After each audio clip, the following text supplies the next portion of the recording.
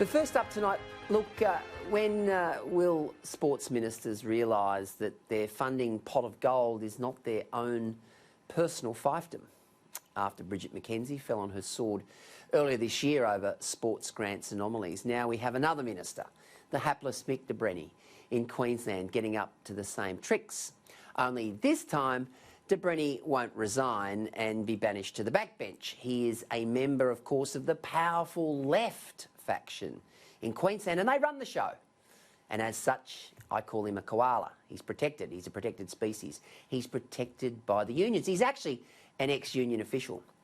This bloke could get caught siphoning millions of dollars into his own bank account and survive.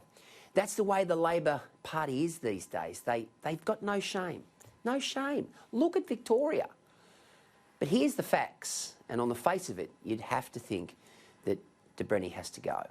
He personally intervened to award sports grants to Labor electorates in a $15 million scheme. Now, the Auditor-General found in a damning report that de Brenni intervened to overturn his own department's recommendations on 32 occasions. 32 occasions. 2 of them in his own electorate. Now, the result meant that Labor electorates got, wait for this, 68% of the funding, and the LNP, guess what they got? 28%, 68, 28. Now, had the original departmental recommendations been followed, the split would have been about the same. Labor 44%, the LNP 43%. What a difference, a massive difference. How many clubs in LNP electorates, great clubs, great sporting organisations, with legitimate claims to sports funding were denied the opportunity to improve their facilities? Now, de Brenni, as his arrogance shows, he didn't even provide an explanation to the Auditor-General for the change, simply saying his department didn't get the original recommendations right. That's it. My department didn't get the original recommendations right because they didn't favour the Labor Party like they should have. And he was correcting, and this is his quote, some errors.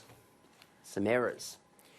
The rancid smell of pork barrelling, is writ large in this sordid affair. Now, the audit report was scathing. It found the program was biased towards Labor and the design of the grants process lacked clarity.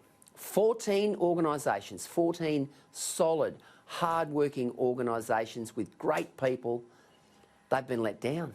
They didn't get the grants that the department recommended, not after de Brenni got involved.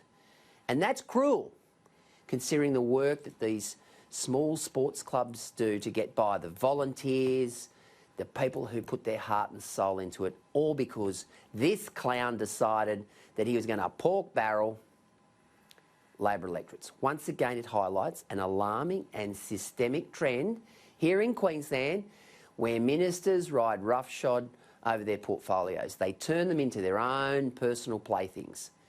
This is a government and it's riddled with integrity questions. Whether it's senior ministers or senior bureaucrats, big integrity questions continue to be exposed. They've become petulant, arrogant and are not fit to govern. They're hopeless. They're hopeless at finance. They put the white flag up on child safety and youth crime. And everywhere they go, turd sandwiches emerge around integrity. Please, please, voters, put us out of our misery and boot them out. They're the worst government this state has ever seen. They make Bjelke Petersen and Russ Hinds look like choir boys.